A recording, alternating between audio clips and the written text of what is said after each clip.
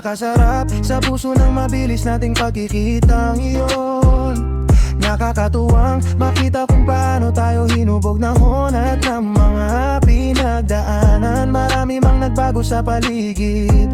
Nakakatuwang isipin na hindi nagbago ang kabutihan ng pagkatao hanggang sa muli. Sobrang iklima ng pagkikita, napakasaya, nakakatuwang makita kayong lahat. Hindi man kumpleto pero maulit pa ito. Sa opening ng clinic ni Doc Marco, darating ang Team LNJ. Salamat sa pagbisita, Uncle Edong, Auntie Vilma, Ate Emily, at kay Doc Marco and Doktora Millicent. Marami man ang nagbago, ang puso at pagkatao ay ganun pa rin.